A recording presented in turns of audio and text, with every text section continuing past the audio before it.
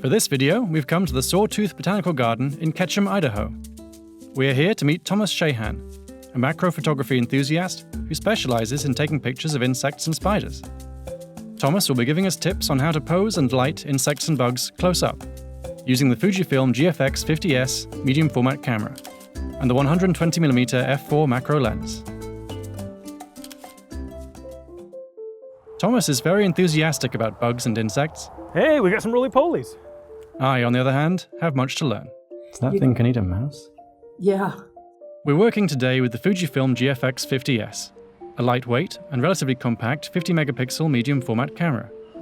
The 50S offers excellent image quality and a lot of resolution. We're mostly going to be shooting with the GF 120mm f4 macro, a handy, optically stabilized prime lens with an excellent close focus capability. Apart from the camera and lens, we're using a fairly simple setup. Some colorful sheets of cardboard for backgrounds, one main flash, and two smaller slave flashes on flexible stands for close-up lighting. Thomas also brought along some homemade flash diffusers to soften the light. Our first subject is Sneakers, a millipede.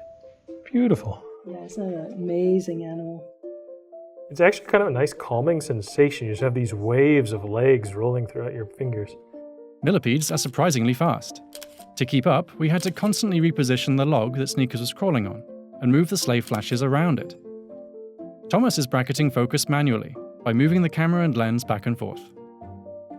Next up is a Madagascar hissing cockroach, one of the largest species of cockroach in the world. I actually like it on the hands for a sense of scale because the thing that's impressive about these is it's so big. Because it's so shiny, Thomas has to experiment with the power output and position of the flashes. Okay, so let's drop this one to 1/32. Cool. Keep the position of where you are with your hands. Even shinier is the best beetle. If you hold them up to your ear, best beetles stridulate and they kind of have a little screaming sound.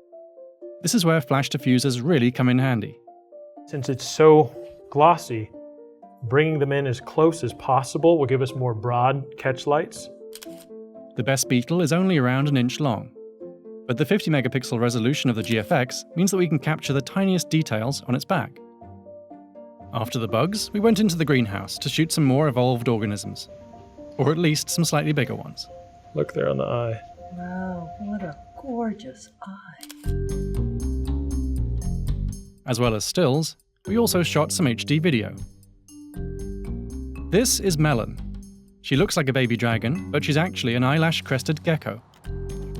Thomas took her outside for a quick portrait against the evening sky, using fill flash to balance the natural light. That's great, thank you. All of these animals have made great subjects, but the star of our shoot today is Hildegard, a tarantula. Hildegard has led a very sheltered life. She has never been with a male, as far as I know. With diffuse sunlight coming into the greenhouse, we removed the flashes in favor of natural light and a higher ISO sensitivity. Thomas got in close to capture all of the detail in what I now know to call a cephalothorax. Female tarantulas are sometimes known to eat their partners. Lucky escape for Thomas. Well, thank you, that was wonderful. I want to thank her. Yeah. It was her decision to be good. After spending a day watching Thomas work, I felt like I'd learned a lot. And here he is with some tips for successful macro photography. First, don't worry if your lens can't focus super close. If you're working with a high megapixel camera, you can always crop in afterwards.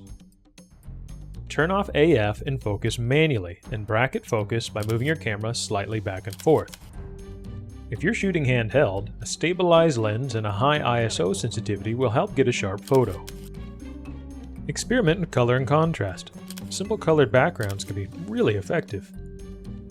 Finally, just take a lot of pictures. Macro photography is often tough. Increase your odds by taking more photos. That's at 12,000 ISO. 12,000. I don't even need a flash, yeah. Welcome to the future. For DPReview, I'm Barney Britton. Thanks for watching.